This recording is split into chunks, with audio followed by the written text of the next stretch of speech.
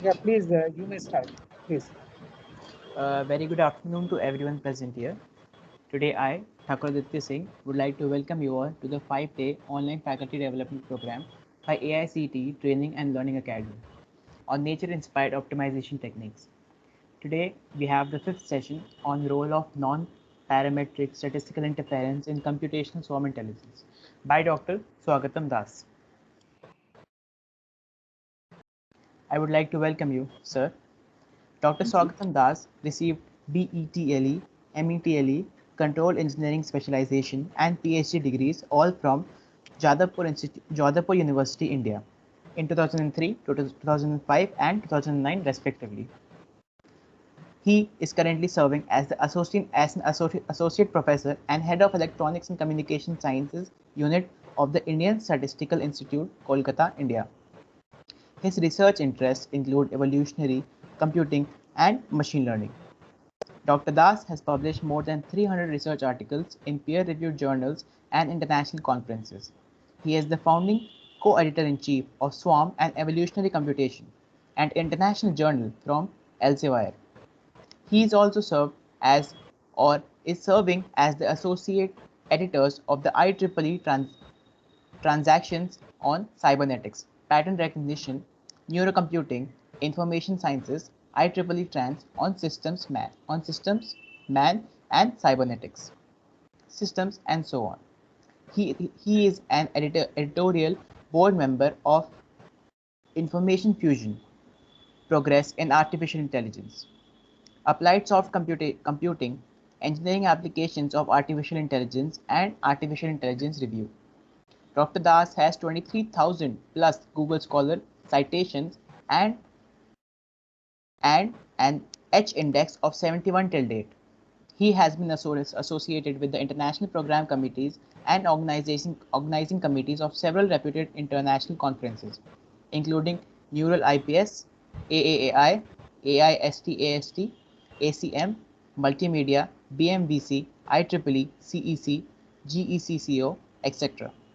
He has acted as guest editors for special issues in journals like IEEE Transactions on Evolutionary Computation and IEEE Transactions on SMC, Part C. He is the recipient of the 2012 Young Engineer Award from the Indian National Academy of Engineering. He is also the recipient of the 215 Thomson Reuters Research Excellence India Citation Award as the highest cited researcher from India in engineering and computer science category between 2010 to 2014. It is a pleasure to have you with us, sir. Now I'd like to hand over the meeting to sir to continue it. Thank you. Thank you very much. Let me start by sharing my slides.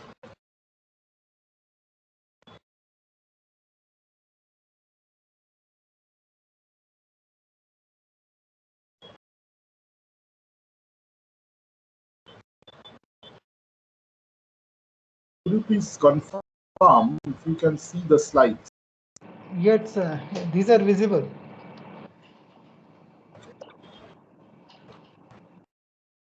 So, since it's an online talk in this new normal situation, if at any point of time you cannot hear me clearly or the frames just go off, please let me know immediately. And besides that, you are always free to ask questions. I will continue till I think 5:15, and then you can open for some questions. Unfortunately, I have another back-to-back meeting right from 5:30. So, although the talk title, as shown, was computational swarm intelligence, but I thought, why not? Because these are very much related. So, I will be focusing on swarm and evolutionary computing both. These are just like two different manifestations of similar type of algorithms at their base. And I will mostly be there. There are two talks. This is the first talk of a series of two lectures by me. And in this first lecture, I will mostly talk about the benchmarking procedures and statistical perspective into comparison of different algorithms that are regularly proposed under the banner of swarm and evolutionary computing.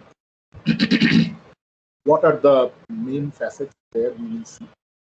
And thereafter, In the next talk, I will discuss a new algorithm and developed by our group, and then we will see how that must be presented and so on.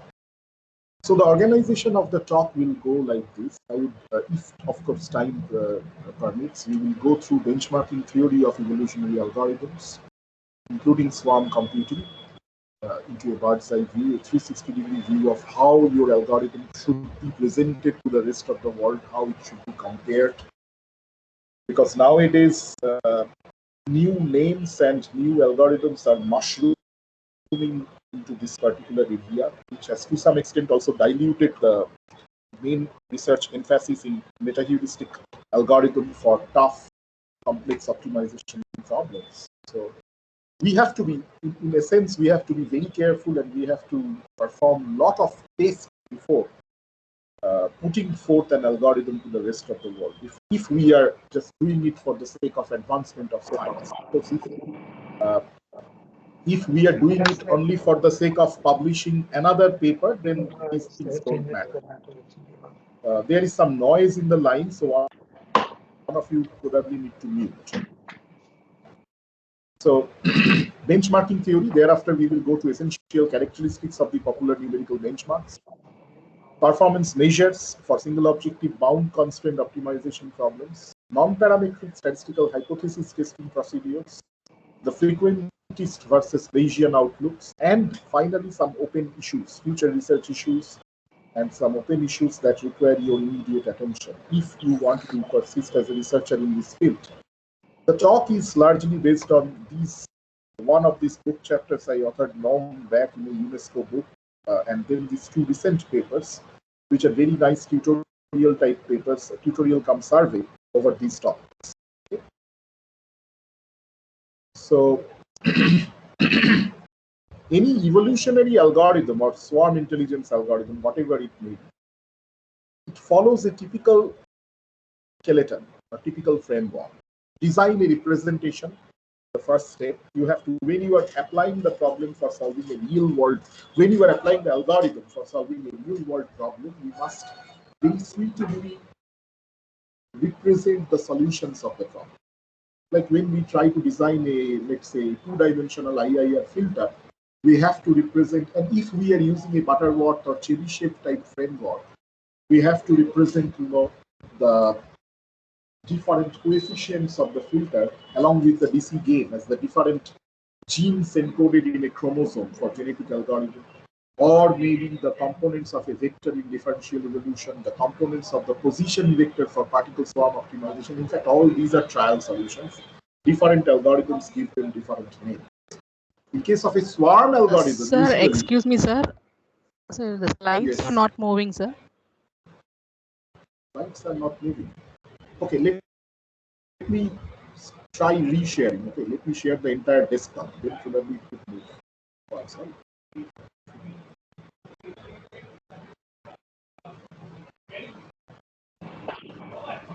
So now I have shared my entire desktop. Now is that okay? Can you see the slide, different slides? Yes, sir. Yes, sir. Yes, sir. Now it's clear, sir. Thank you, sir. Okay, sure. So this is the organization of the talk once again. Starting from benchmarking theories of years, we will go through essential characteristics of the popular numerical benchmarks. Performance measures, we will discuss single objective, mostly for single objective bound constraint optimization problems. Then we will discuss non-parametric statistical hypothesis testing and the contrast between Bayesian and frequentist school of statisticians. And of course, such test procedures and such test results have to be included, otherwise your paper will get rejected from any international journal of repute. And some future research issues, open problems we will discuss. The talk is largely based on these three references, one of the book chapters I authored long back, and these two very recent papers, which are excellent tutorial cum survey for how to present an evolutionary computing algorithm to the rest of the world.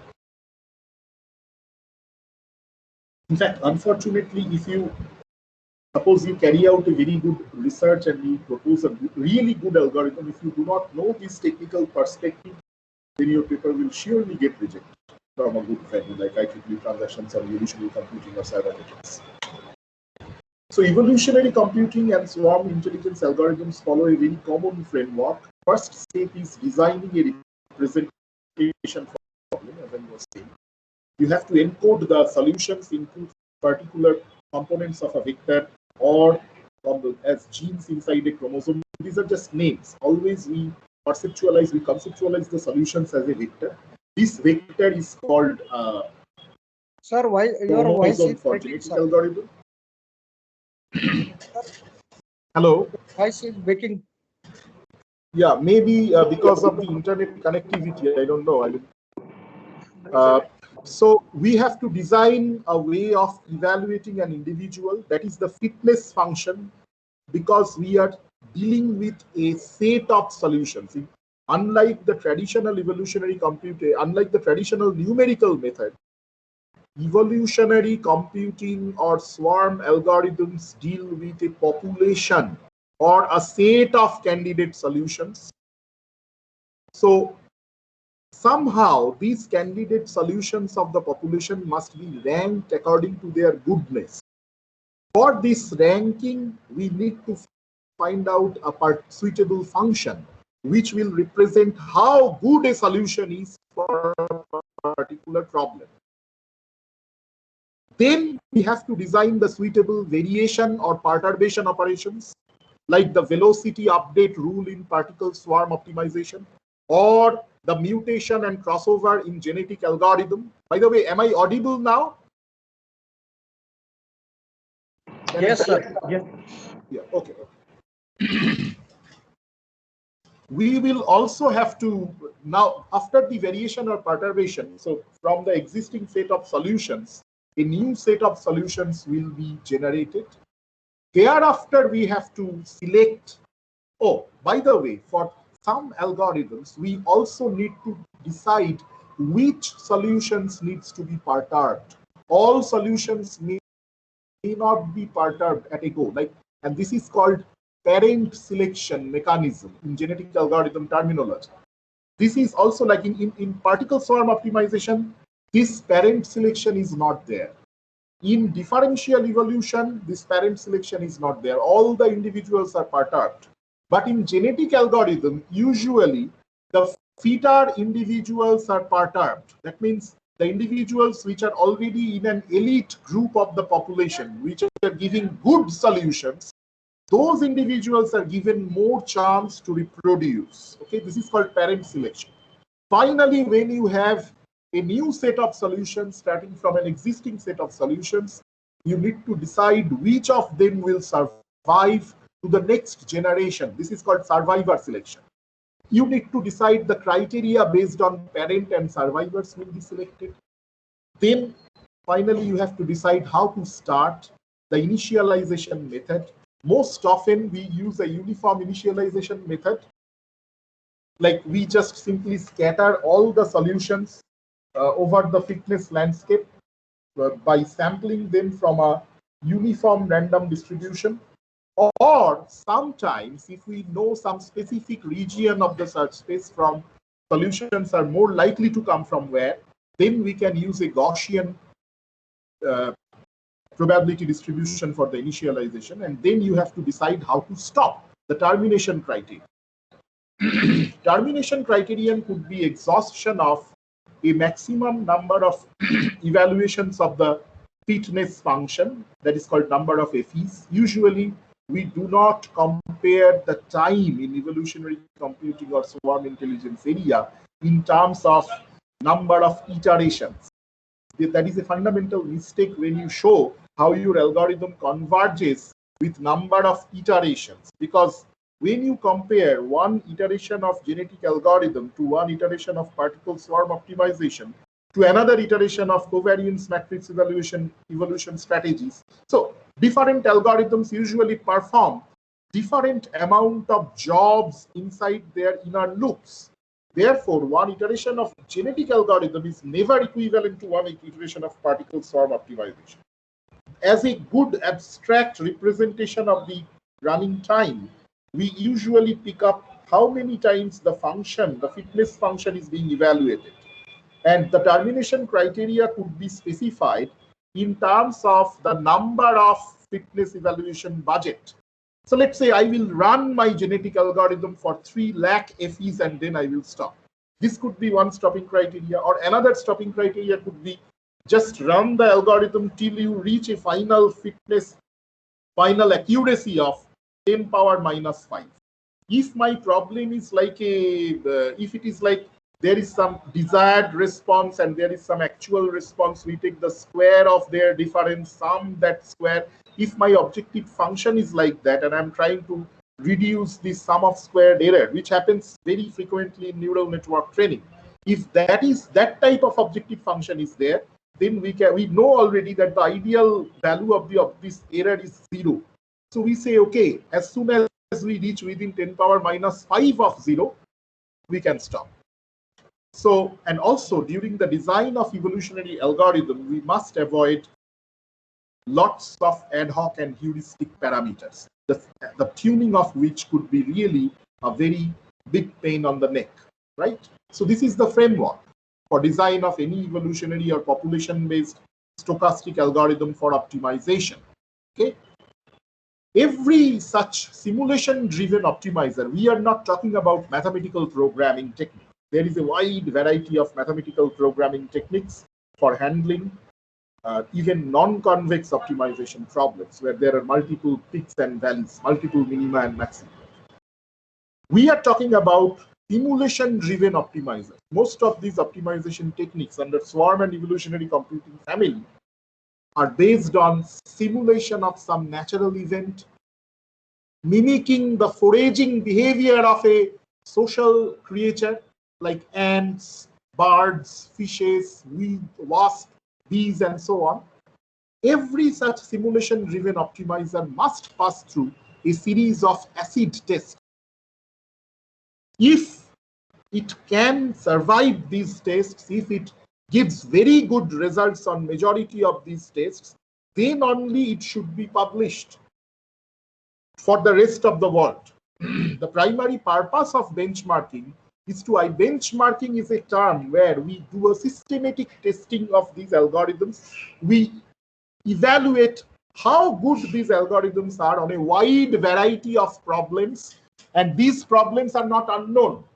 We will deploy our algorithms for unknown, tough real-world problems, but before that, this is the rehearsal. These problems are basically such ones for which we know how the function looks like, what are the characteristics of the function. As user, we know everything about the problem. We know where the perfect optima is, but the algorithm doesn't know that. So we deploy the algorithm for solving a wide variety of such functions, aggregate the results, analyze the results, mainly to identify the strengths and weakness of a particular algorithm. This is meant for helping one to choose the right algorithm for his or her practical problem, the domain-specific problem. Okay. Nowadays, how many evolutionary algorithms are there till date? How many swarm algorithms are there proposed till date? Countably infinite. Every day one algorithm is coming.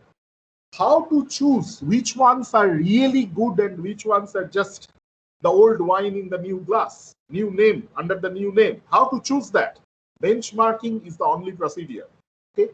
Benchmark functions must capture various complex features of the real-world problems as much as possible, of course. Okay?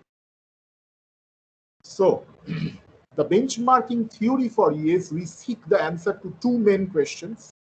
Given a set of comparison results across various functions, what is the best algorithm? And how can we map the benchmarking results onto real-world situations? These are the two things. So if you, of course, the best algorithm may not be a single one on all possible problems, because there is the famous no free lunch theorem in optimization, which very crudely says there cannot be, and this is very appealing to common sense. The no free lunch theorem says no one is offering you a lunch for free.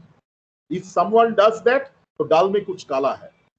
That person is going to ask something in return. If you translate it into the optimization domain, into the meta-heuristic optimization domain, there cannot be a cure-all algorithm which will perform equally good on all possible problems. Okay, it's just like the same medicine cannot cure all possible diseases, the same thing. Okay. Since that is true, therefore, best algorithm may be a group of algorithms, each of which exhibit very nice performance on certain characteristics of the functions they solve. However, we can also choose that algorithm which has statistically superior performance on a wide spectrum of problems. Benchmarking helps us to, recognize such algorithms. And then the second objective is what could be the way of achieving a good algorithm to problem matching. Nowadays, as during my last 10 years of experience as editors of various journals, I have seen that people come up with a particular algorithm for a particular problem. Let's say economic load dispatch problem with harmony search algorithm. Suddenly a paper comes. But then inside the paper, there are some ad hoc comparisons with a few other papers, but no justification on why harmony search was chosen. Why not DE? Why not cuckoo search? Why not bat, cat, rat? So many algorithms are there around. Why harmony search? How the properties of the problem match with the properties of the algorithm. A good algorithm problem matching. Benchmarking analysis can give us insights into that. And we can develop ways to cheaply and automatically extract the problem properties from a concrete problem instance. This particular area is called exploratory landscape analysis. So the steps involved in a benchmarking experiment is always like that. First, you converge to a problem domain. Whether this problem is single objective or multi-objective or dynamic or noisy, you have to converge to the domain of the problem. Usually in this talk, since it's a time-bound talk, I will mostly remain confined to single objective bound constraint optimization problem. Bound constraint means all the variables or the decision variables are bounded from top and bottom based on some coarse knowledge of the problem. Like if the first component in your solution vector x1 is a mass, it cannot be negative. And if you are designing a tabletop system, it cannot be more than, say, 50 kg. So we will limit the first optimization variable between 0 and 50 kg. Okay, this is called bound constraint. We are not considering non-linearly constrained problems. We are considering single objective bound constraint. This first. Then you choose m test functions so that these functions may adequately represent the various difficulties arising in real-world optimization. Choose P performance measures. Usually two very important performance measures always are about the accuracy and about the convergence speed. These two things are expressed in various mathematical ways, giving rise to various performance measures. And you choose K state-of-the-art algorithms to compare.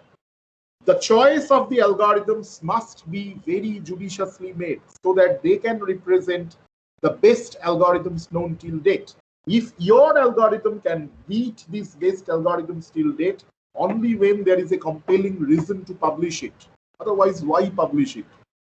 So based on these three things, you have to rank the algorithms, find the consensus somehow statistically between the ranks, and then based on such consensus and analyze the results, finally select one or a group of algorithms and deploy your algorithm. Okay? Ranking is the most painstaking part in the exercise. Ranking could be individual, like one pairwise, an algorithm is better than the other. It should be reflexive and antisymmetric. If A is better than B and B is better than C, then A must be better than C. And antisymmetric means B cannot be better than A in this ranking procedure. Another ranking is the consensus ranking, typically used when the best algorithm is to be inferred from a group of peer algorithms, when you are comparing among multiple algorithms. Usually it is based on statistical measures like Borda score. Okay? So now coming to the benchmark function, you have to choose, m test function. Coming to the benchmark functions, it is very easy for a person to look into nature and pick up some natural phenomena and then apply it to design an algorithm, which is a regular practice among researchers, especially from China and India nowadays. And I must say this is not a very healthy practice. The first step should be to understand the problems, understand the difficulties underlying your problem. Thereafter, you can think of solving them. Okay, nowadays, just like nowadays, there are more authors than readers. Similarly, more algorithms than and more understanding or insightful papers into the problem. You have to understand what should be the, when you are selecting a benchmark suit, what should be the most important and desirable properties of such benchmark function. They are like multimodality, separability, and non-separability, scalability. I will discuss these aspects one by one as much as possible. Yield conditioning. These are the nasty aspects of a real-world problem. And this is why, for solving this real-world problem, no mathematical programming method, which usually have very well-documented convergence properties, such methods would not be applicable to the real-world problem. These are the aspects for which we are trying to use swarm and evolutionary computing approaches. So our benchmark functions, with which we are going to test such meta-heuristic population-based optimizers, the benchmark functions should also adequately represent these aspects. What are they? Let's see. For example, separable problem. A function is separable if you can, suppose you have a d-dimensional separable function. That means minimization of the function over all the decision variables x1, x2, x3, x4 up to xd could be decomposed into minimization of a sequence of d-independent one-dimensional optimization process. Independent. So reduction of one doesn't affect the reduction of the other. Say, for example, if my function is the sphere function. Many of you might have heard of the sphere function, which is one of the first functions in the famous de Jong test suit, which was proposed, I think, 45 years back from now, and people nowadays even go on using that, although that has become obsolete. So the first function in the de Jong test bed was the sphere function. What was that function? F of x1, x2 is x1 square plus x2 square. You can extend it to n dimensions, so it becomes x1 square plus x2 square plus x3 square plus ... up to xn square. When such a function is given, you can optimize x1 separately, x2 separately, x3 separately. That means you can approach the optima separately from all the mutually perpendicular axes of your n-dimensional hyper search space. This is called coordinate-wise descent. Okay. A versatile and really effective optimization algorithm like differential evolution can give you such a behavior with very low crossover rate, and this behavior is called coordinate-wise search. So you can search along each coordinate until you reach the zero. This is, in that case, it is very easy to optimize. If the function is separable, that means there is not much interaction between the variables of the function. We say the epistasis. Epistasis is a biological term. The cross-gene interaction. In this case, we say epistasis is very less, or linkage is very less among the variables. The function is separable. The decision variables are functioning almost independent of each other.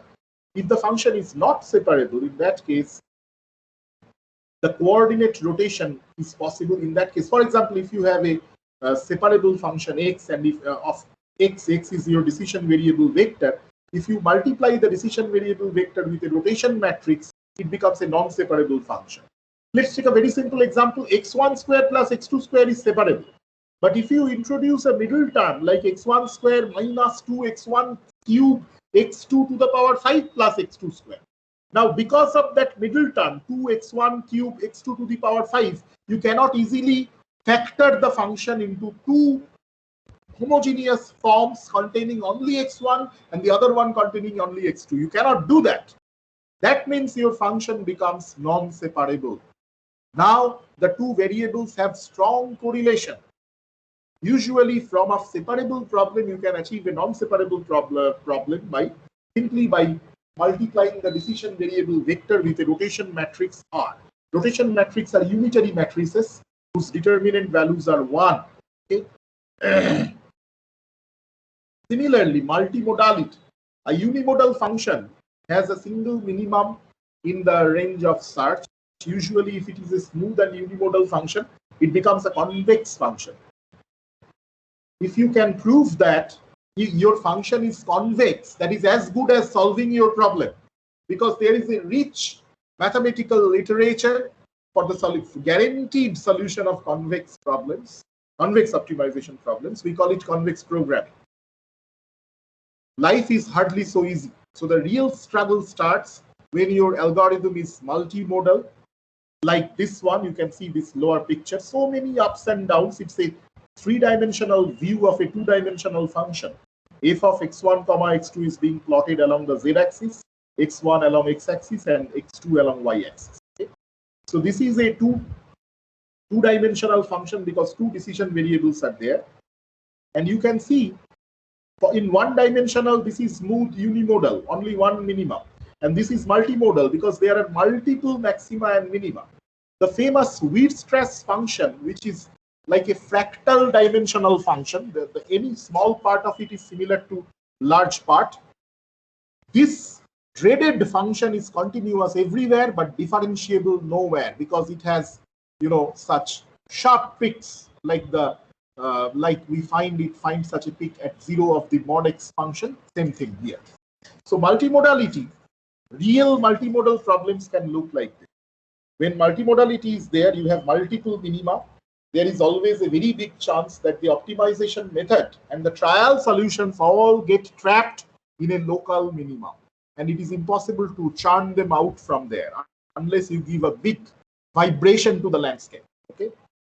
That vibration or that jerk could be given by the random restart methods, which are one of the major aspects of solving multimodal problems with genetic algorithms or evolution strategies, right?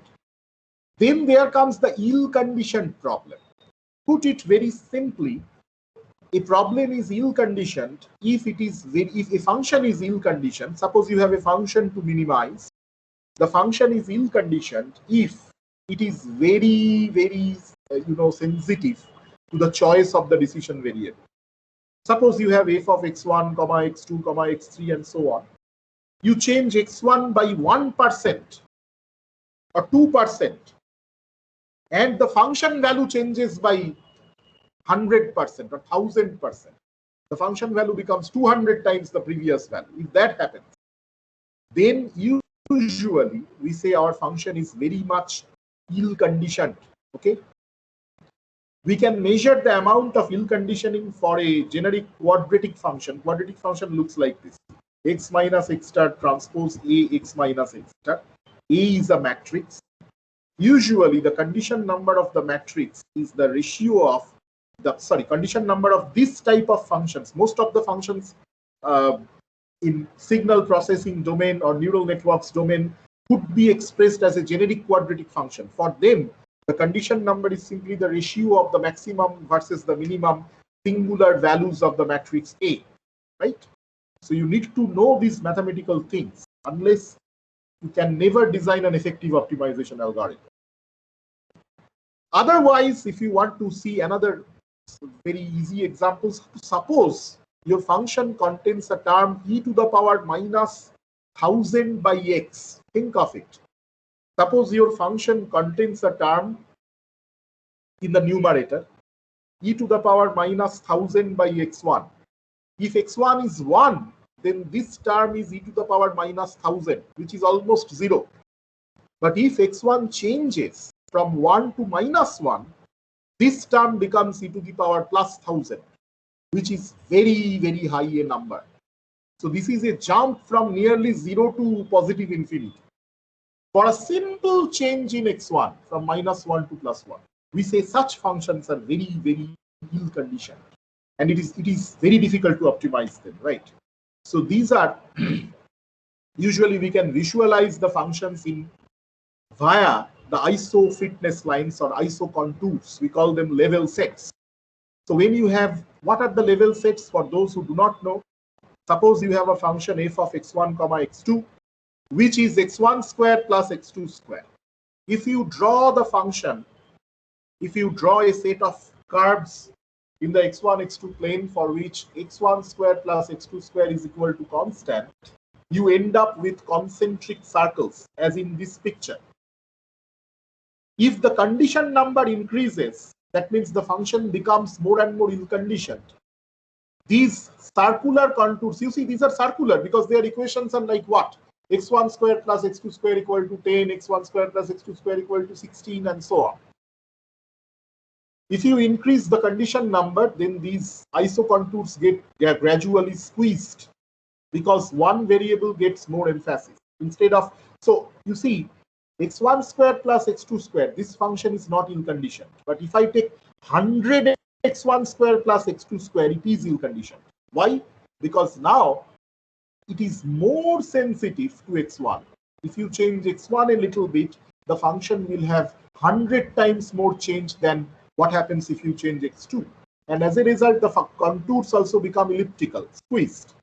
Usually, this is from the famous IEEE Congress on Evolutionary Computing 2005 competition. We will come to these competitions. This is the F3 function, the third function. It's called high elliptical ill-conditioned function. You see, the optima is here. The isocontours are so squeezed. Most of the volumetric search methods, including whatever new techniques have been there, I'm sure most of the new techniques devised till date will end up in this area. Hardly any of them have the capability to drive the function of solutions to this particular domain. Although there are a few CMAES variants. CMAES is one of the most challenging evolution strategy called covariance matrix adaptation evolution strategy. They are specially equipped to solve this sort of problem. They can drive their solutions through these narrow ridges until they reach this flag. The flag is the minimum. Okay. Scalability, the next very nasty feature. Parts of dimensionality. This term was originally coined by Richard Bellman. It indicates that the problems caused by rapid increase in the volume associated with extra dimensions to a mathematical space. What does that mean? If you are searching for a function of single dimension extending from -10 to +10, you have a search length of 20. If another extra dimension comes, f of x1, x2, you are searching inside a square of area 20 square. 3 dimensions come, it becomes 20 cube. So do you see, if more and more dimensions are added, the search volume becomes incredibly, staggeringly large. And then a normal evolutionary algorithm or swarm algorithm with limited population size of 40, 50, 60, 100 starts panting and puffing for searching the optima in this huge dimensional space. And performance of such algorithms all deteriorate as you scale up to higher and higher dimensions. Practical optimization problems can be easily of 5,000, 10,000 dimensional problems. Okay. And for example, the protein structure prediction, the molecular distance geometry problem, very easy problem. Find the location of, say, for example, 30 atoms in space so that these 30 atoms generate a molecule. They remain attached to each other by some potential energy function like Lennard-Jones potential, and they generate a thermally stable molecule. A thermally stable molecule will be generated if the total potential energy of this assembly of atoms is minimum. And this total potential energy is a function of 3 coordinates of each of the 30 atoms, which makes it a 900 dimensional problem. Biological molecules, biomolecules, which are responsible for effective medicines and so on, you know, nowadays drug design, computational drug design is a major problem aspect. And in computational drug design, people try to infer the thermally stable status of the molecule. Such molecules easily can take 1,000 atoms. When it comes to a 1,000 atom molecule, this problem becomes 3,000 dimensional problem. And I'm sure very few papers in last 2 years or 5 years, if 500 or new optimizers have been proposed. I'm sure it is more than that. If there are 500 new optimizers proposed, I doubt if one of them has ever attacked such a problem to show the effectiveness of their algorithm, this molecular design, artificial drug design like problem. What they do is they take very easy problems and show the efficacy on limited cherry-picked problem instances, which is not fair. Global structure. Sometimes the optimization algorithm can have a very nice global geometry. There are small ups and downs. By the way, am I still audible to all of you? Could you please confirm? Yes, sir. Hello? Am I audible? Yes, sir. Yeah, you are audible, sir. Okay, thank you. So coming to global structure, if there is a global geometry in the landscape, then there is a good path for the trial solutions to move from one region of the landscape to another region. Okay? For example, in the earlier benchmark suits, there were the Rastregin's problem. Rastregin's problem is basically, it is a multimodal function. There are ups and downs, but at the base of such ups and downs, there is a perforated parabola. There are some small, noise-like ups and downs or peaks and valleys embedded on the global structure, which is parabola. If the algorithm can get hold of that global structure, if the distribution of the solutions can learn such an underlying global structure, it can very easily capture the optimum. But if the function doesn't have such a global structure like this one, you can see there is no uniform global structure. The geometry is very irregular and suddenly there are ups and downs in a small region. If it is like this, then most of the algorithms will start. Then it's a trying time. It's a real challenge to the algorithm. Lack of global structure or weak global structure. Plateaus. Plateaus are small, flat or nearly flat areas on the functional landscape. These are the plateaus, these small flat areas. All the points which are trapped in this local plateau, they have similar fitness. So they cannot guide each other about in which direction to move. If in a particle swarm optimization scenario, the global-based particle and the personal-based solution of another solution xi, both of them get trapped in the similar plateau, then the solution will have no clue. Solution cannot drive itself to any other promising direction. Okay. So this is another very interesting landscape. Some look into history. Long back in 1975, the de Jong test suite was proposed for optimization. It was in a part of the PhD thesis of Kenneth de Jong, Ken de Jong we say. He's a very old guy, but very good and proficient, prolific researcher in genetic algorithm. So in his thesis, these 5 functions were proposed 40 years back from now, nearly 40 years, not 40 exactly. Yeah, I think 45 years back, sorry. So even now, people try these benchmarks for proposing their optimization algorithms. That is not a good thing. As soon as you have any of these simple functions tested, your paper should get rejected actually, because these functions are way older. At that time, so much progress was not made in computing hardwares. But these functions are the building blocks. These are very important. Why I am showing this? Because they are indeed the building blocks of more complicated and advanced test suites. Therefore, benchmarking is not about simply listing some numbers under your algorithm, some number about their algorithm and claiming our algorithm is better than their algorithm. That is not the aim of benchmarking. The aim of benchmarking is to understand under what situations our algorithm is going to lose, provides very bad results, and under what situation their algorithm is going to win, because no algorithm can be universally superior. When I am proposing an algorithm, I should very well know when it is successful, when it will fail. Benchmarking is about understanding that. That's why the behavior of the problems should be understood very clearly.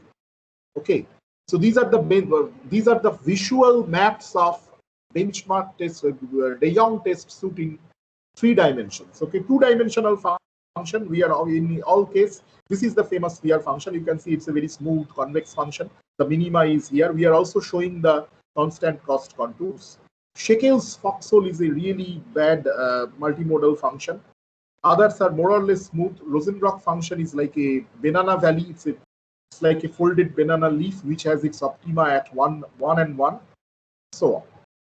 Since de Jong's test suit, several benchmark suits have been proposed by Ackley, Schaffer, Wilmin, Born, and so on. In 1999, Shin Yao and his colleagues compiled 23 benchmark suits and under a paper in IEEE Transactions on Evolutionary Computing. And these were standard till 2005. Most of the evolutionary computing algorithms were referring to these benchmarks. And they had some more extra functions like the Raspbigin's function, Schwefel's function. These are the key functions from the Shin-Yao test bed. This test bed is also still in use by new papers which are claiming to propose new optimization algorithms. And in my view, all such papers should be rejected because these functions are also very easy nowadays. Raspbigin's function, Schwefel, Ackley, Griewang's function. You can see different types of multimodality, global structure, narrow valley of minimization of surrounding the optima, for example, the Ackley's, and so on. Coming to the modern benchmark suits, testing and evaluating the EA on real parameter, continuous parameter, single objective problem, the IEEE CEC, under the IEEE CEC competition, Congress on Evolutionary Computing competition, lots of benchmark suits have been listed. Starting from 2005 till 2021, there are lots of benchmark suits which you can find under the homepage of Professor Ian Suganthan from NTU Singapore. He is actually the person who keeps track of all these things. Jointly with him, I have also proposed a few competition benchmarks with other teams. This is one particular competition. Another competition happens under GECO. GECO and CEC, these are the two main conferences in the area of evolutionary computing, yearly events. GECO stands for Genetic and Evolutionary Computing Conference. They have a BBOB test set for real-world optimization. Also, in 2011 CEC, we proposed a very nice test bed on testing the single dimension, the single objective real parameter optimization algorithms on real-world problems. These were not toy functions. We compiled a group of real-world problems, each of which could be converted into a function optimization problem, and we tested the leading algorithms at that time. This test bed is still very much in use and very well cited in the evolutionary computing community. Recently, we have proposed another test set of real-world multi-objective and constrained optimization problems.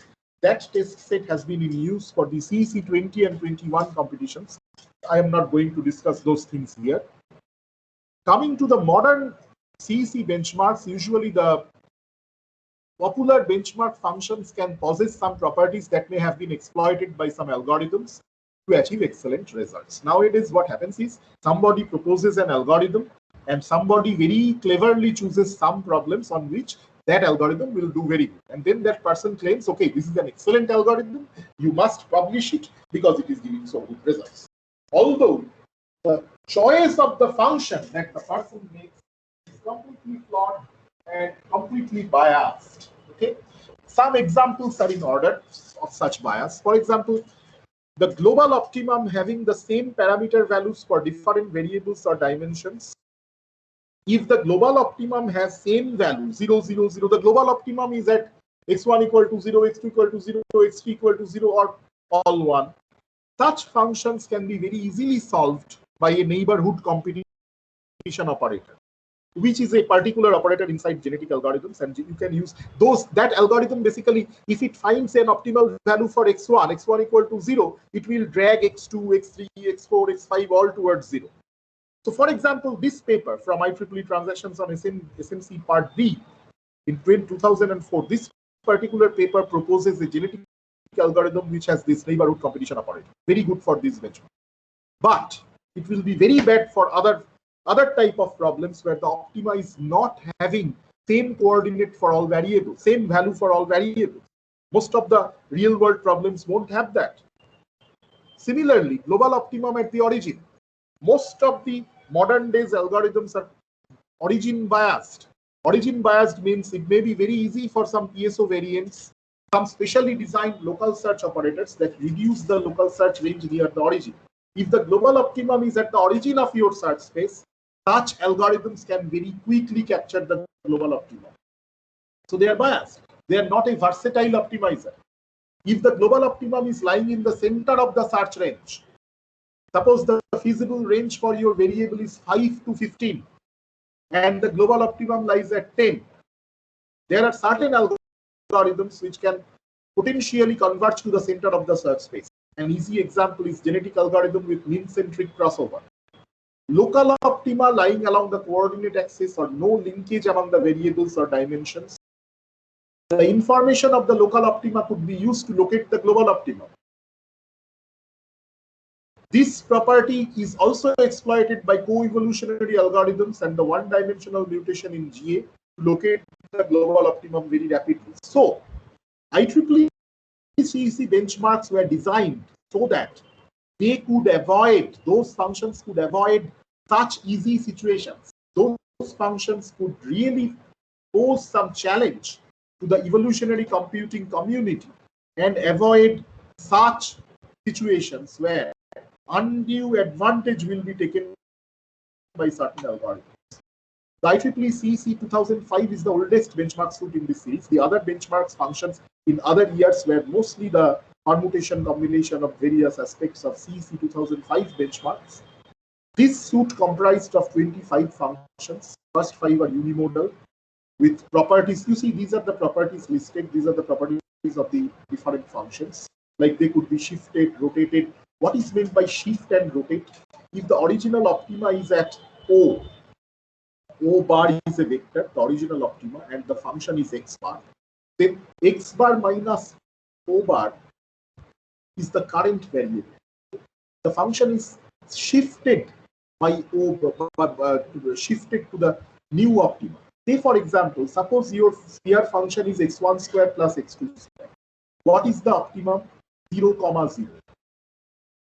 So you see, the optimum is having same coordinates for the two variables. If I simply make it slightly different, if I do it like x1 minus 5 whole square plus x2 minus 10 whole square, then what happens? It's still a sphere function, but the optima has shifted to 5, 10. The optimal vector doesn't have same decision variable values. That is called shifting. The optimal value is shifted. Then we multiply the original vector inside the function by a rotation matrix. Capital N here is the rotation matrix. It multiplies the original shifted decision variable vector to give us a rotated coordinate system where there is more linkage among the variables. So this is the shifted rotated function, and with that we add some extra numbers so that our optimal value is also not at 0. For example, x1 square plus x2 square, what is the optimal value of the function? What is f star? What is the optimal function value? Of course, 0. If I shift it to x1 minus 5 whole square plus x2 minus 10 whole square, now what is the optimal value? It is still 0. But if I now modify the function as x1 minus 5 whole square plus x2 minus 10 whole square minus 29, or what is the optimal value? Now the optimal value is minus 29, not 0. So the F bias is like that, minus 29. So these are all shifted, rotated versions and combinations of multiple other functions. The hybrid composition functions are really tough. They are the weighted combination of a number of basic functions. They represent various, they try to capture various aspects of the real world problems. IEEE CEC 2013 had a big leap from CEC 2005. They included some new basic functions like the rotated bend Seeger function, rotated discuss function, different powers function, and so on. They also have very nasty characteristics. Apart from this, they had 28 functions all total. Coming to the real-world problems, as I said in IEEE CEC 2011, we organized a competition on testing, not on such mathematical. These are all mathematical functions. So we compiled a group of real-world problems from various areas, like the parameter estimation in frequency modulated sound waves, Lennard-Jones potential, Tarskov potential problems, spread spectrum. So these are the problems from chemical engineering, communication systems, control engineering, electrical engineering, power systems engineering, spacecraft related engineering from everywhere. The last two problems were given to us by the European Space Agency or ESA. These are the spacecraft trajectory design problem, avoiding the gravitational field of different planets. How can you plan the trajectory of a spacecraft from Earth to Mars or Jupiter or something like that? If an algorithm can solve majority of such problems and give you an acceptably good solution for most of them, then it is an algorithm which could be published. Now the question, how to present a real-world application paper to the EC audience? Many of you may be working on application papers. Many of you are coming from different other domains and using evolutionary computing algorithms for application. Evolutionary computing survives because application. If you speak the Nature journal, the most famous journal in the world, Nature, Science, PNAS, Proceedings of National Academy of Sciences, USA. If you go through these journals, always keep your aim high. Don't look at mushrooming bad quality journals. If you look at these top ranked journals, you will find evolutionary computing papers there. But most of those papers are application oriented. They are applying the evolutionary computing to solve specific problems from physics, chemistry, from basic hard sciences. Instead of, so how to present an application paper in a reputed international venue or to the EC audience, evolutionary computing audience, instead of just tabulating the results and reading out the tables during the discussion.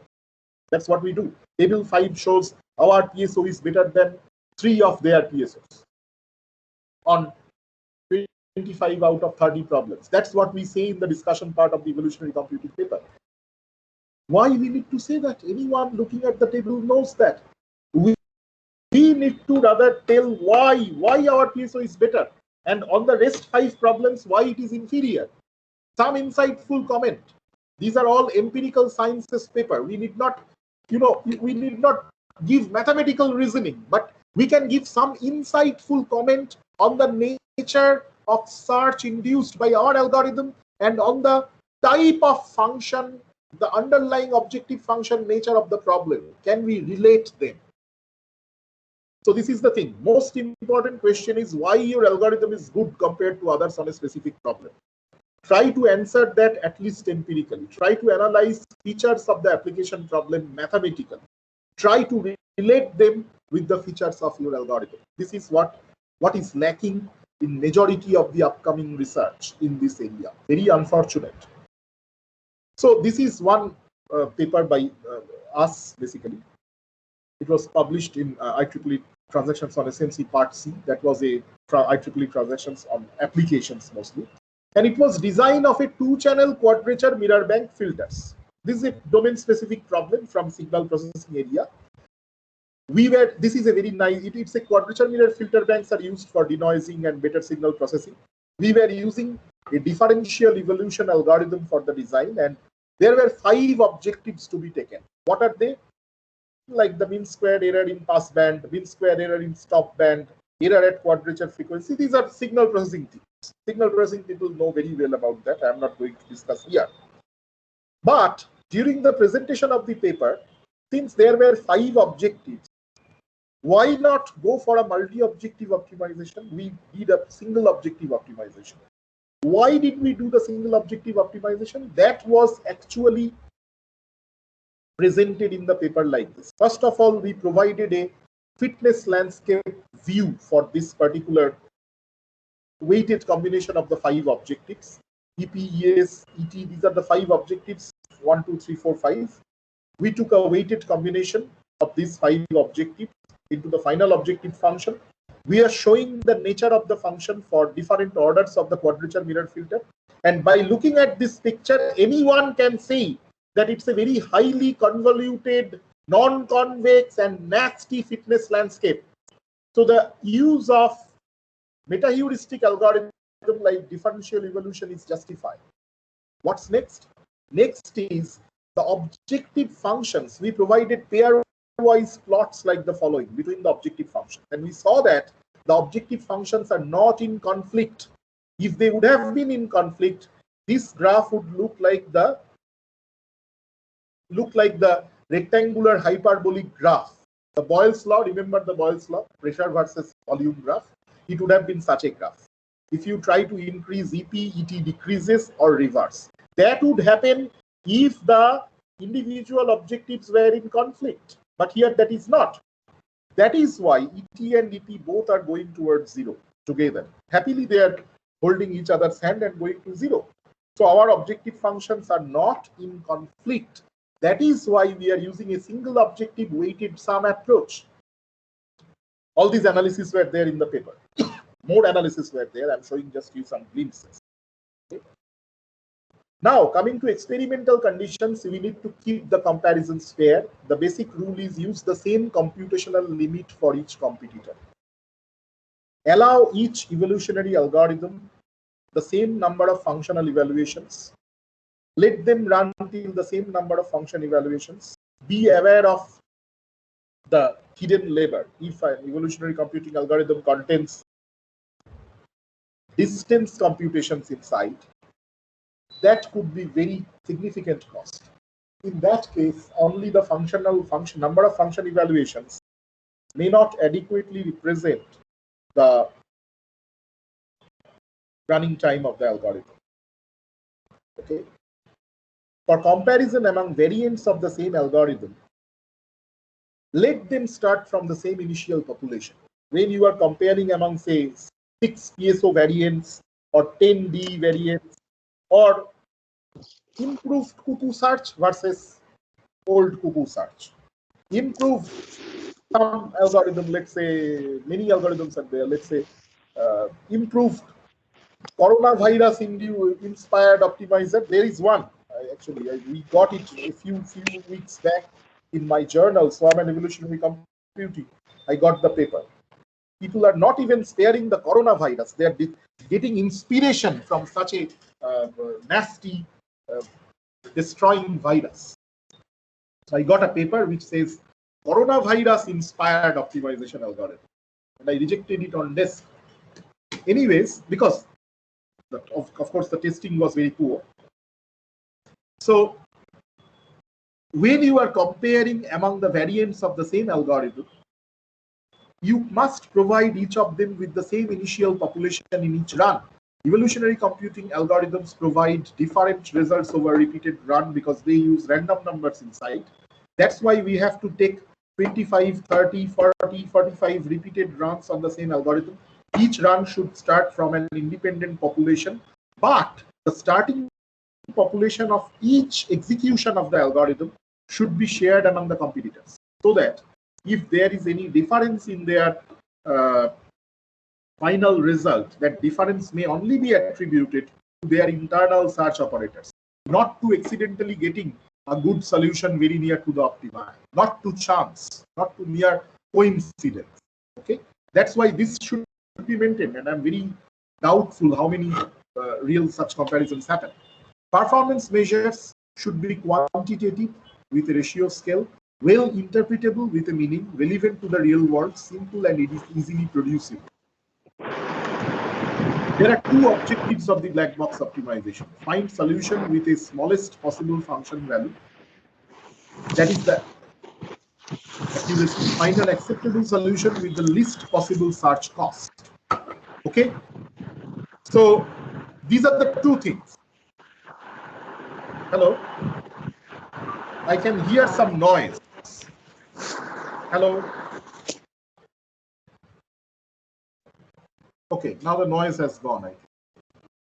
So usual performance measures are like the average best fitness and standard deviation. We can take n number of runs, repeated executions, then we can compute the end fitness value after each run, the best fitness value of each run as Fi, sum this Fi up and just divide by n, the average, and we can take the standard deviation.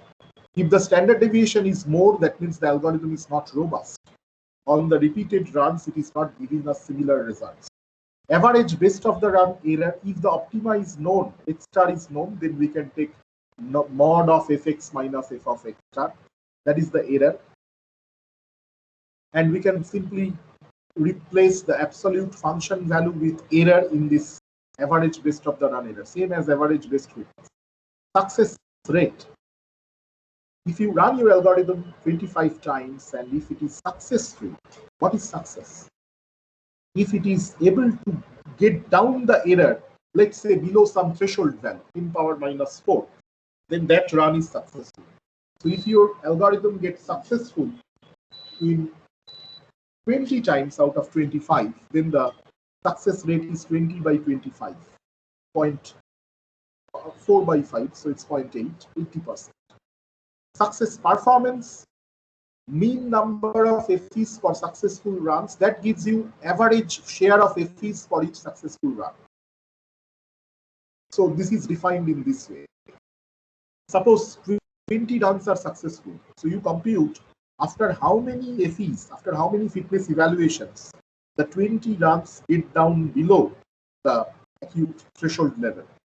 That is the mean FEs for successful runs. Similarly, we can have average number of FEs for optimality, denoting the number of successful runs with SUR. This measure is given by 20 runs are successful. I will measure 20 runs were stopped as soon as the functional value or the error got below, let's some threshold, let's say 10 power minus 5. So we stop the algorithm as soon as the error gets down below 10 power minus 5, and we measure the FEs taken. Sum that up, get the average. This is called AFESO. Convergence graph or run length distribution graphs, they show how each algorithm gets the error down as number of FEs proceed. Till now, very unfortunately, we see that new papers come which provide number of iterations along x-axis, which is a dreadedly bad practice. You should measure, when you are comparing among different algorithms, you should measure the time in terms of number of FEs. If your algorithm is evaluating the fitness one time for each solution in each iteration, then the number of FEs is equal to number of iterations into population size. Otherwise, it could be different also, but number of FEs usually have some correspondence with population size, like that. And you see, if you look at this set of graphs comparing among several D variants, is from one of my papers, you see all of them start from the same point. Why all of them start from the same point? We are measuring best fitness value in each iteration we are plotting, and we are plotting it against the number of FEs consumed. Okay? We are sampling the fitness value after a certain number of function evaluations. It may not be in complete one iteration, but only after a certain number of function evaluations. We are looking at the population of solutions and picking up the best fitness. Then we are plotting that best fitness against time scale. Time is measured in terms of number of FEs. And all of them start from the same point. Why? Because the initial population was same for all of them. That's why the initial best fitness was same for all of them. Okay? If this point is different for different algorithms in this curve, in this graph, that is a wrong experimental design. Okay? So, also scalability.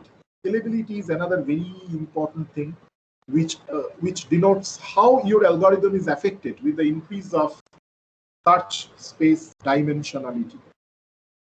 Sample scalability plot for 6 D variants you can see. These plots are showing or along the y-axis number of fitness evaluations required to converge below 10 power minus 8. And so how many fitness evaluations were required? And along this direction, we are plotting the dimension and joining by straight line segments. If a graph is flatter, that means that algorithm is most robust to the increase of search space dimensionality and therefore better. If this graph increases very sharply, then the algorithm is taking huge time if the number of search space dimensionality grows. That's a bad algorithm. Then we can have crafting effort to characterize the parameter tuning effort of each algorithm. But I must hurry because the time is getting wrapped up. So coming to the statistical comparisons and significance, after you have done all the tests, you must validate all your results on the basis of statistical hypothesis testing. Algorithms are stochastic. Results have elements of luck.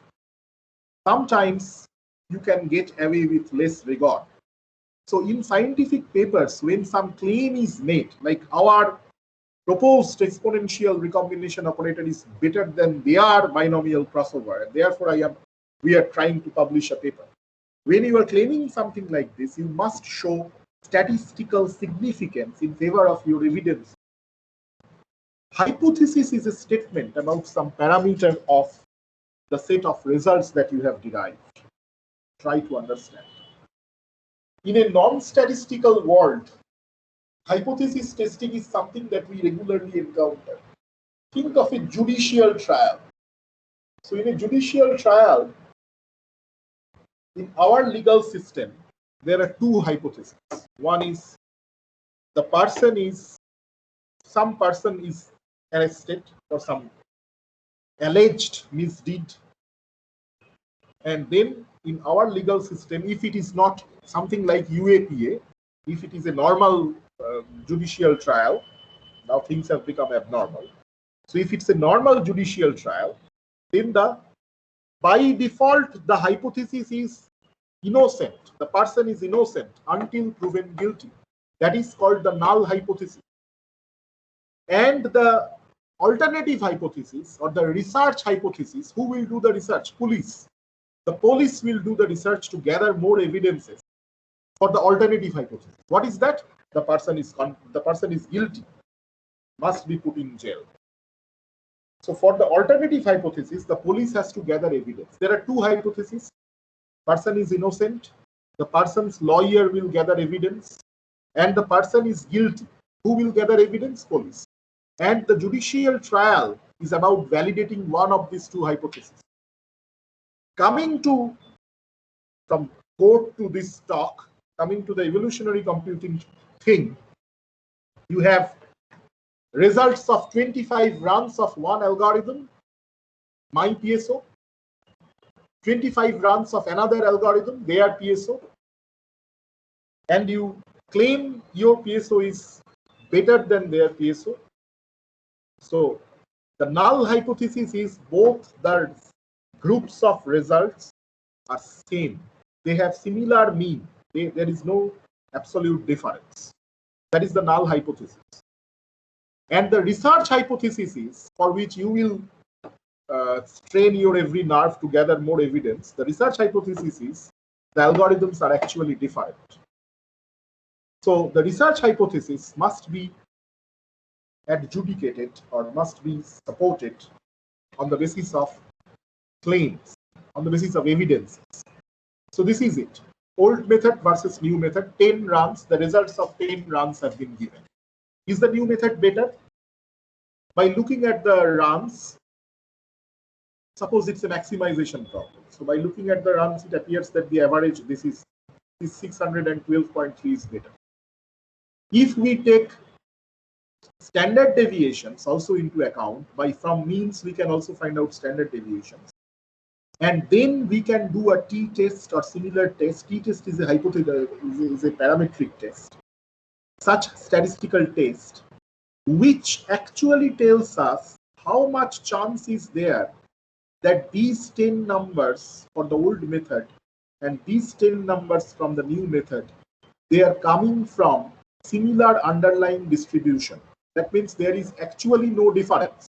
The apparent difference is because of random chance factors.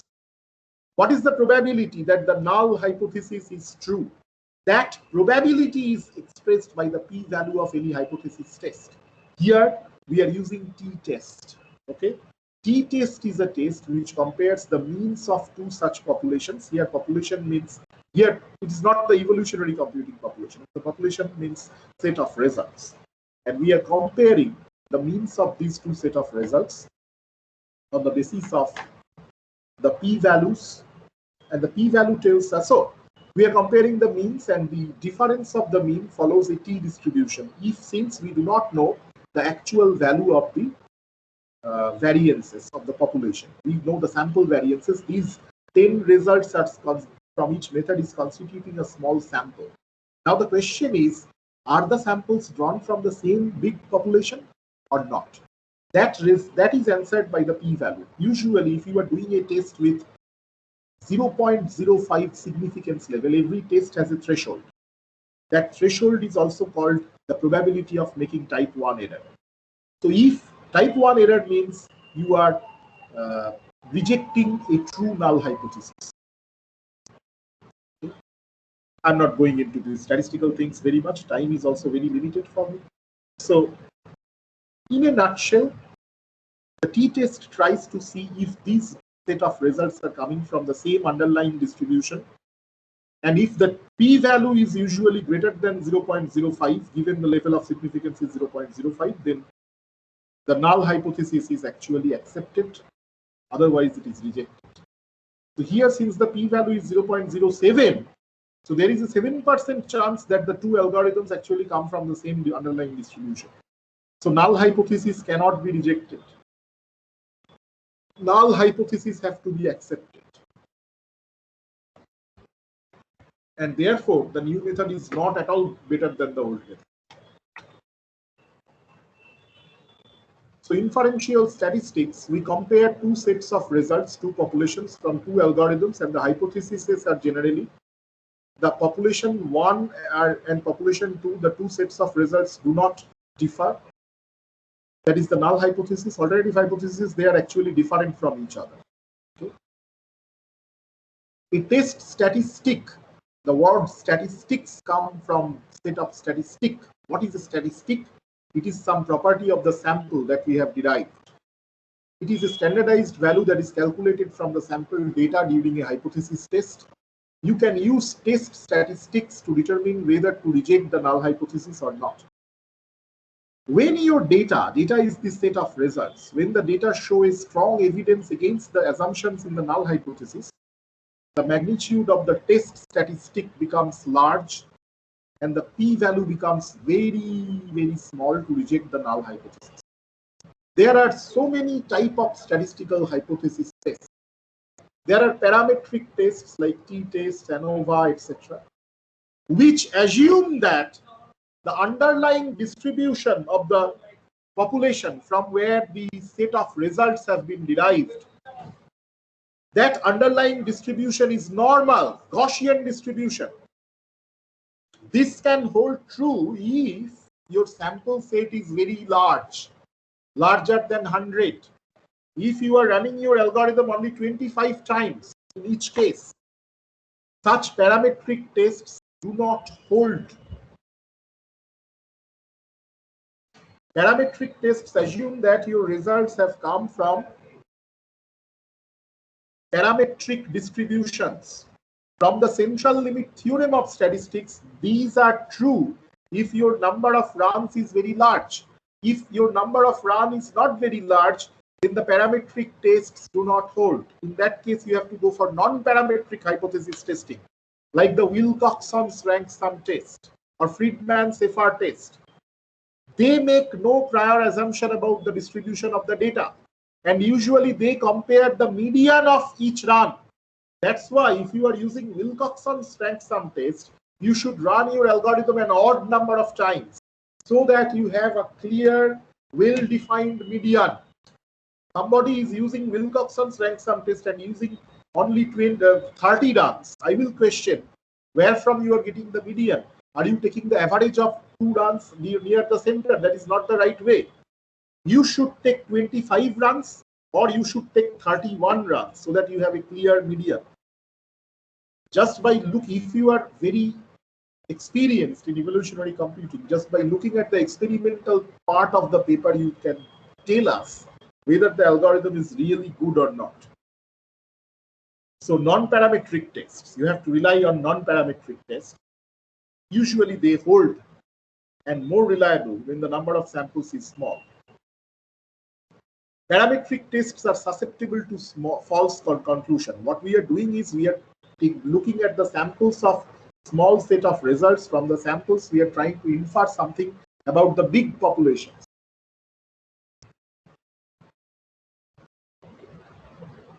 And if the sample size is small, parametric tests can lead us to false conclusions. Non-parametric tests could be like pairwise comparisons, multiple comparisons against a single control method and the others. For pairwise comparisons, just comparing two methods at a time, we have Wilcoxon's rank sum test, we have Wilcoxon's signed rank test. Signed rank test is applicable if each run shares the same initial population. If they are paired, multiple comparisons with a control method, there are Friedman's test, Quad test, Eman Davenport test, and so on. Multiple comparisons among all methods, multiple methods on multiple problem instances. You will be using Bonferroni, Dunn, Holmes, Nemeni's procedure. By the way, for all such tests, you have plethora of online tools for calculating the p-value and inferring something. Okay, you don't have to program. You just type the name of the test and give online calculator in Google. Google will fetch out a page where you can give your data and the page will give you all the test results. Wilcoxon's rank sum test is very easily computed in MATLAB also. There is a single line command called rank sum. So you can type help rank sum and see that. So Wilcoxon's rank sum test is a non-parametric test. I will just take 2-3 minutes for elaborating on this test.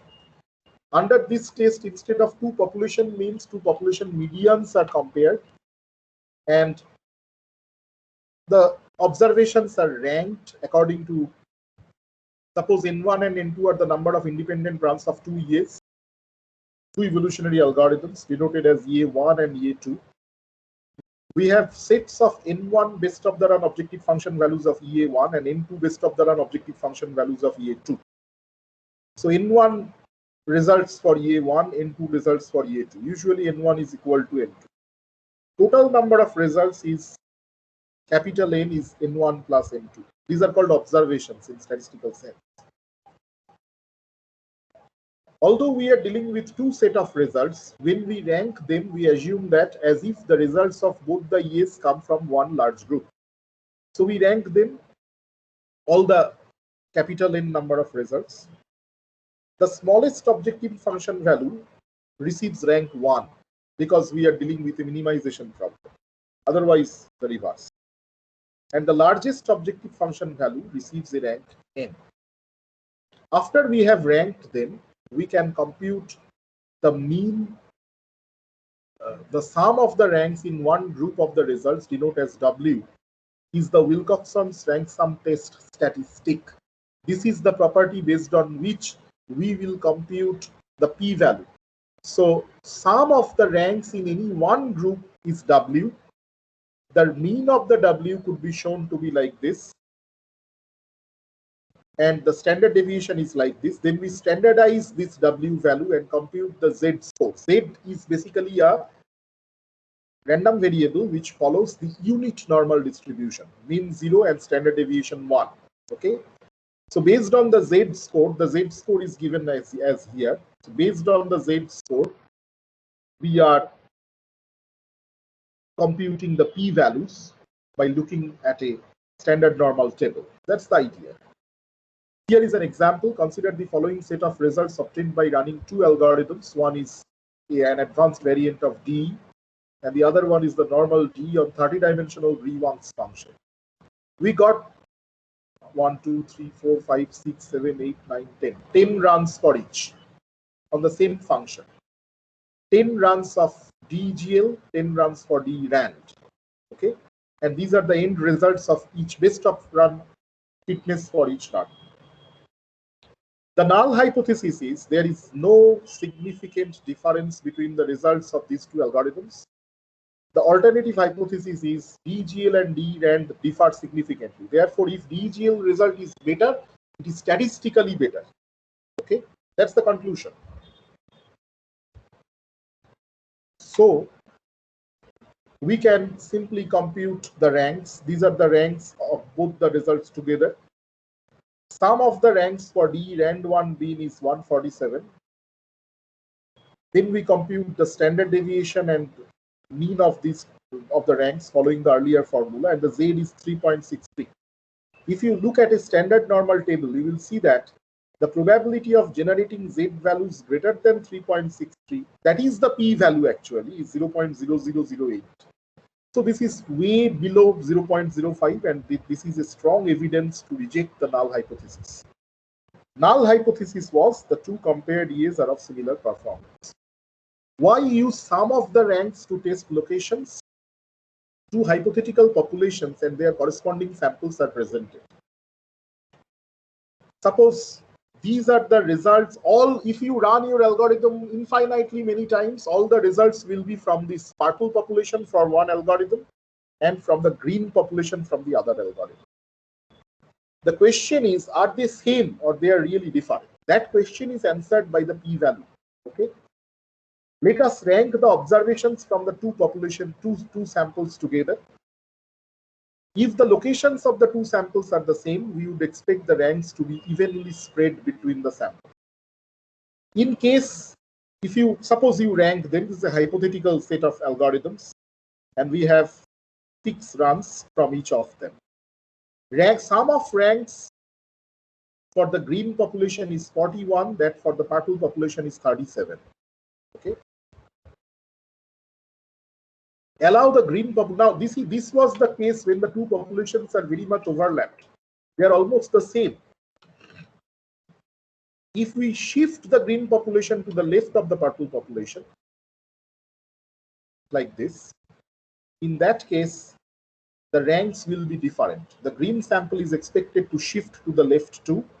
As a result, several observations will change.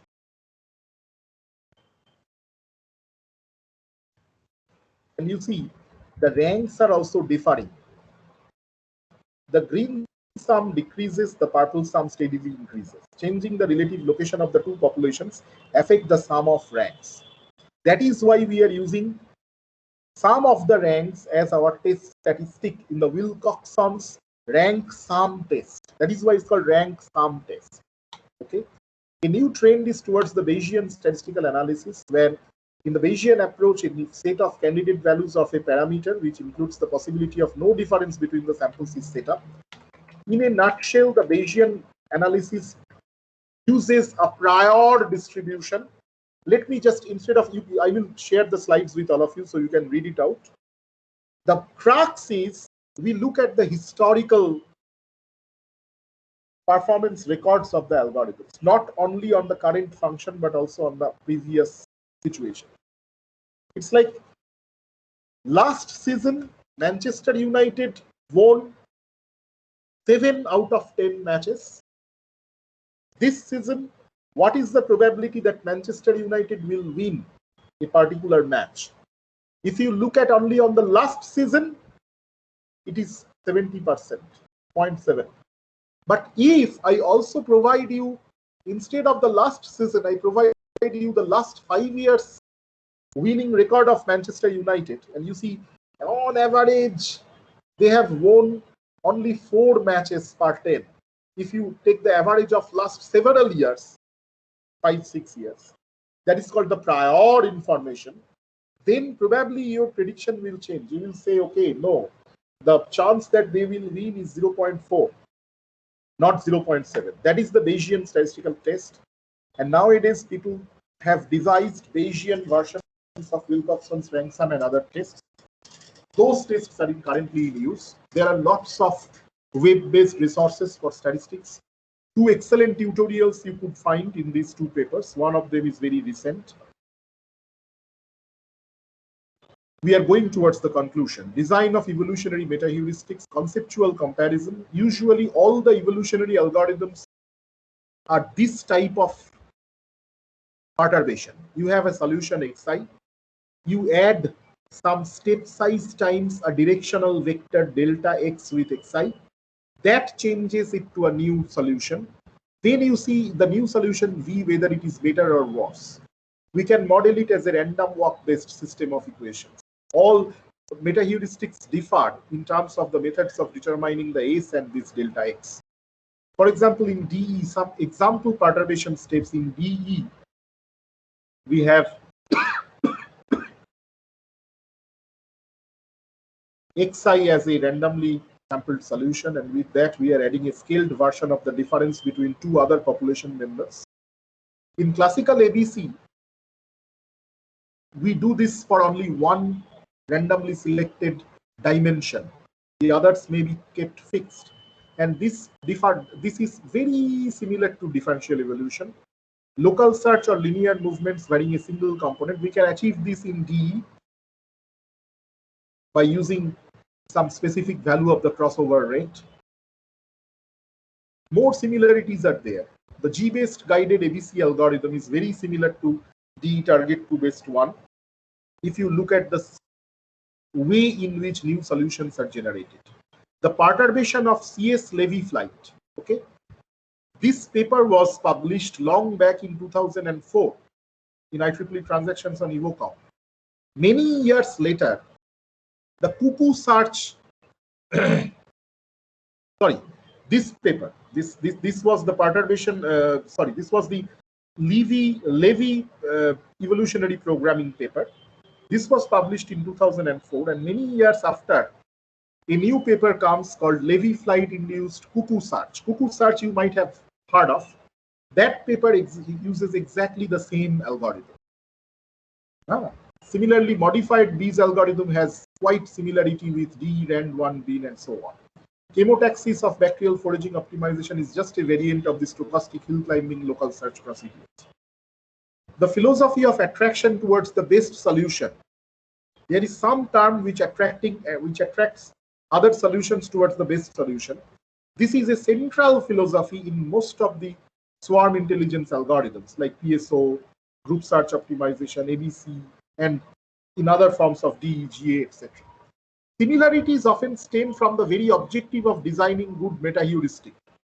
An efficient meta-heuristic should have a good trade-off between exploitation and exploration, between diversification of the search to different parts of the landscape versus intensification of the search to certain basins of attraction.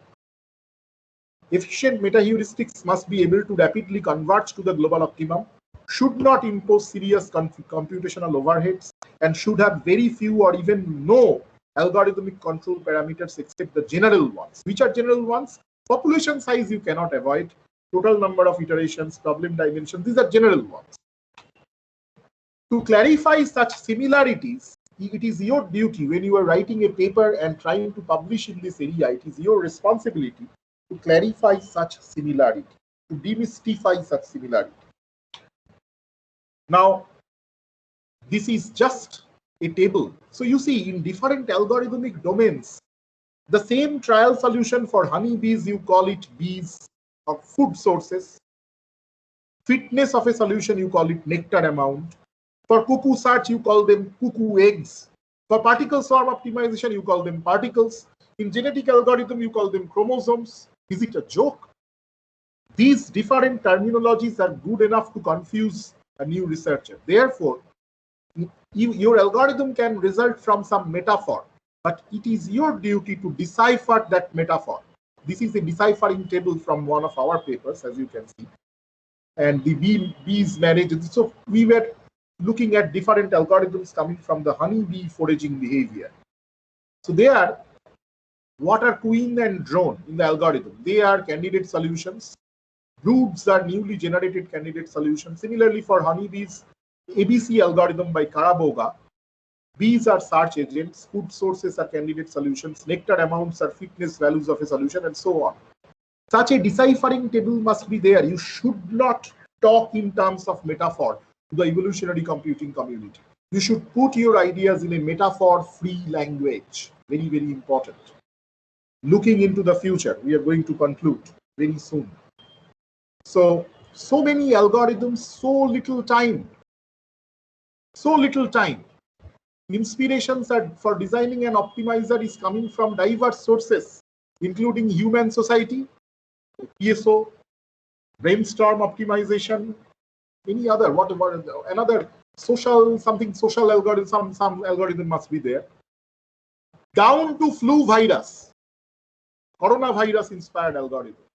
Besides that, before that, I have seen influenza inspired algorithm, African buffalo algorithm, Indian donkey algorithm. So many algorithms are coming and diluting this field.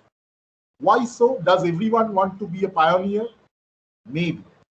And look at, so if you are really baffled in this huge spectrum of algorithms, most of which once again are just old wine in the new bottle, look into this type of papers. This paper is actually authored by Marco Dorigo. He is one of the very respected names in the swarm intelligence research. He is the person who developed ant colony optimizers in 1990s, 1992-3 that time. And ant colony optimizers achieved huge performance improvement for solving graph-based problems like traveling salesperson. So in this recent paper, they have shown why firefly and bat algorithms, gray wolf, firefly, and bat, these three algorithms do not contain any novelty. That they have shown in this particular paper. You can have a look at it. Obviously, there will be many debates. There could be debates on it, but it's better to be aware of this. Okay? Similarly, so are these numerous algorithms really effective? Will they survive in the long run and in face of the challenges posed by real-life problems? Or will their influence remain largely confined within the world of paper writing? Does we really need yet another DE or PSO or GA with marginally better performance and probably with a new name over a set of often non-standard benchmark functions? Or is it the time to look into problem-specific research? Try to find out what design more problem-specific algorithm. An algorithm which would be very good on ill-conditioned functions.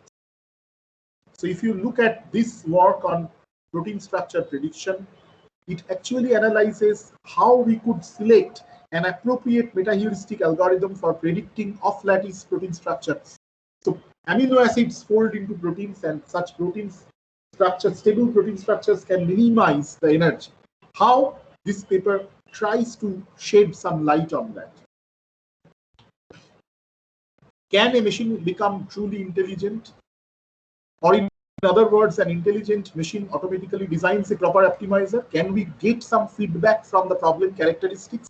So you see, meta-heuristic area, try to view it like this, not looking into intelligent raindrop algorithm, hard algorithm, this these algorithm, do not look at them separately. Machine learning, meta-heuristic algorithm design is like you enter into a kitchen. There are lots of cooking apparatus. There are lots of ingredients in the kitchen. You have the need for cooking a particular dish. Okay, for cooking that particular dish, chola bhatura, you have to make chola bhatura. So you need to properly select ingredients and cooking apparatus. Then you need to start cooking. So this is like you have a wide variety of search operators: mutation, crossover, velocity perturbation, 3-point crossover, 2-point mutation, so many. Tournament selection, 1-point crossover, roulette wheel selection, so many types of ingredients are there. Can you automatically select the most suitable ones and design a specific algorithm for solving a problem? That is called automated algorithm design. Now in this era of deep learning, that is where we should focus on. Can we employ a deep neural network for designing, for automatically combining such search operators and moves from a huge set of available search operators, from a huge library of meta-heuristic operations, such that this particular algorithm will be very well suited for this particular problem. And it also obeys the no free lunch principle. For this, we can get feedback from the problem characteristics. Okay. So another thing is judging the functional characteristics from end-to-end measurement. Can we spend more time in researching which problem class may be easiest to solve by an EA or hardest to solve by the EA? There is a paper in 2014, very interesting paper, which says on the easiest and hardest fitness functions for certain group of problems. Can we explore the degree of similarity between benchmarks and the real world problems for which actually the EAs are meant? So you see, if you look into the results of this EC 2011 competition, this is a cogging torque design problem, which comes from electrical engineering, magnetic design, in electrical motors, induction motors. And this is a 6-hump camelback function proposed in one of our papers. Can you see the striking similarity between these landscapes? FM sound wave synthesis problem versus 2D inverted Schubert function. Radar polyphase code design objective function, which is hugely multimodal, versus the composition function CF7 from Q and Suganthan's test bed. This is just the illustration between benchmarks and real world problems. So during the benchmarking experiment, if your algorithm works very good on the 6-hump camelback, it should also work very well on the cogging torque problem. This is for getting that insight, benchmarking is essential. Benchmarking is necessary, right? So this is the actual reason we want to represent the benchmarking through the benchmarks, the different nasty and difficult features of the real world problems. That's why these functions are there.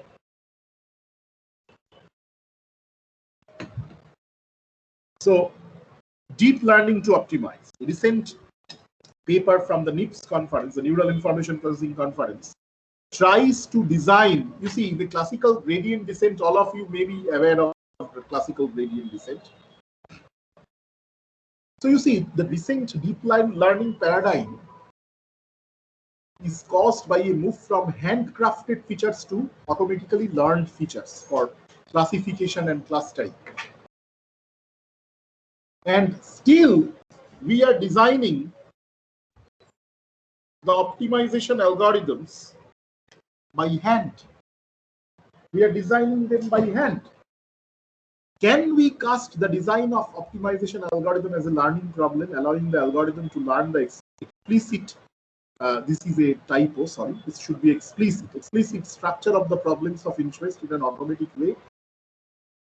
If you look at this NIPS paper, it's learning to learn by gradient descent by gradient descent. They have a gradient descent algorithm where they use this form to update the gradient, the parameters. They say, why we use this form? Why step size into gradient?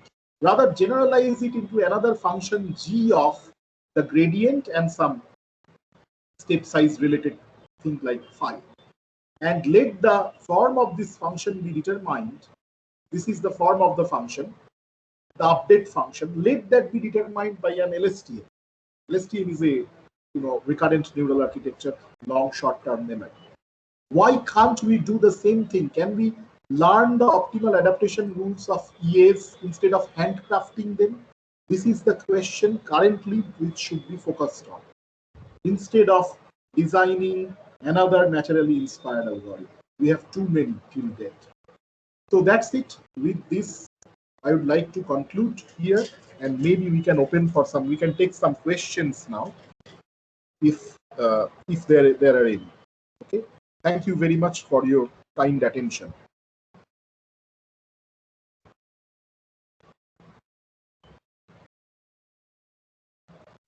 So is there any question from anyone?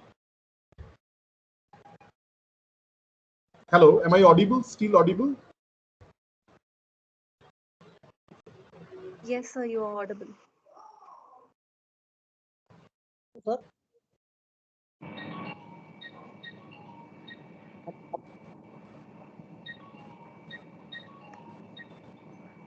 Hello, sir.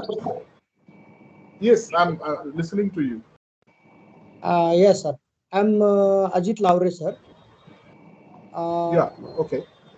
Sir, just now to the Journal of Franklin Institute, uh, I submitted my manuscript as a global optimization of second order sliding mode controller with new sliding surface.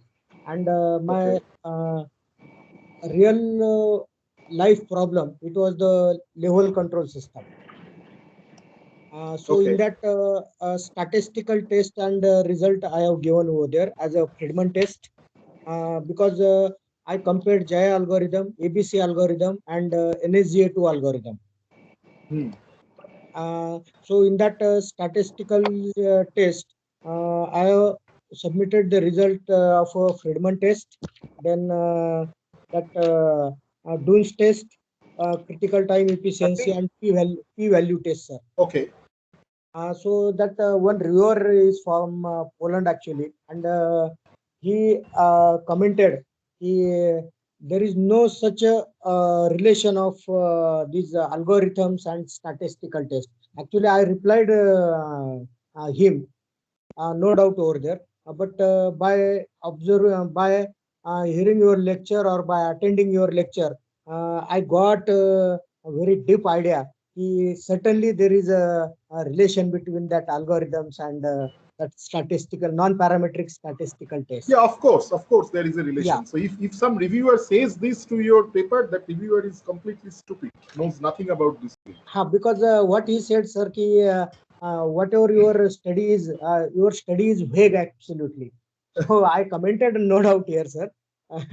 So just I'm very thankful to you. Thank you. From your lecture, I really got that, and actually this is my new concept.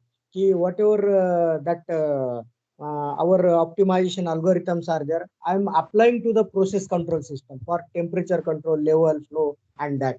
And the objective functions means from benchmark function. Differently, I have constituted the objective function like IAE, ISC, and all that. Controller output, then controller input, and all that. So, I have formulated the objective functions actually. So when you are using multi-objective I'm optimization, using multi-objective. you should also tell why the objectives are mutually in conflict. That's what I illustrated. So if the objectives are sufficiently in conflict means minimizing one gets you to maximize the other. If that situation happens, then you are right. I mean, you should use multi-objective. So you are in the right track, I think. Okay, sir. Okay. Thank you, sir. Thank you. Actually, there was no question, but I really get inspired from your lecture, and I got something new from your lecture, sir. So thanks a lot, sir. Thanks a lot. Thank you. Thank you. No. Any other question from anyone or comment maybe?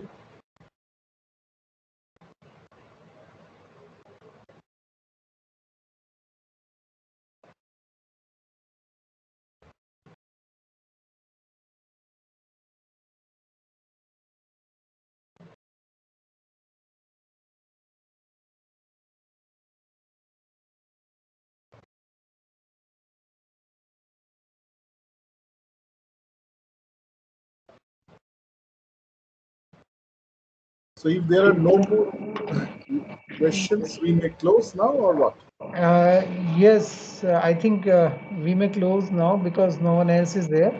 Pratika, please.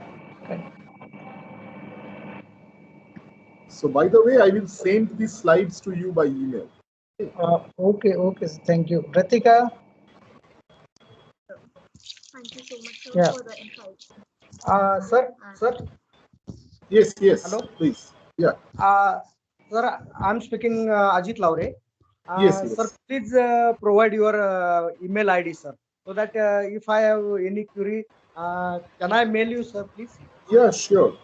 But the email ID, I mean, actually, I will send it to the coordinator of the FDP along with the slides. In fact, in the opening slide, there is the email ID. Let me just show it to you once because the chat is disabled. Yeah. So No If issue. the chat is disabled, you can see it from here. Sir, Can you see this is the email ID? Just a minute, sir. एक minute, sir. we will share it. No issue, sir. Sir, Yeah. wait, sir, wait, please. Swagatam, SWAGATAM, swagatam.das at isical.ac.in. Okay, sir, I have written, sir. Okay. Okay, thank you, sir. Yeah. Thank you, Dr. Das. Ritika? Yes, sir. Yeah, please, you continue. Okay, start. Thank you so much, sir, for the insightful session today. Everyone seems to had a lot of knowledge and insights from your session. And for everyone, Dr. Das has another session on Thursday where he speaks upon the spherical search. With this, we come to the end of the day, and I'd like to thank each and every one for being part of the session today. And this marks an end of the day. Thank you so much, everyone. Thank you. Thank you. Recording.